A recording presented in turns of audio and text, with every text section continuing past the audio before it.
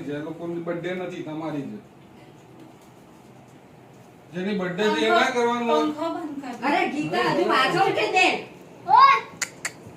આ ખોલો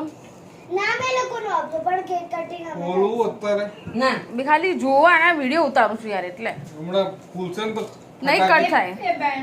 અરે ગીતા બહાર છે એસી આ બંધ કર બંધ ટકી પટાકી પટાકી રાત માટે ઓછો રાખીને આમ આગળ આમ ચાલતું આટલું શું નાનું કેક તો ઘણું છે અત્યારે બરાબર છે તો મમ્મીએ કીધું એ પ્રમાણે જ લાયા પછી હમણાં આઈસ્ક્રીમ બી ખાવાનો છે એટલે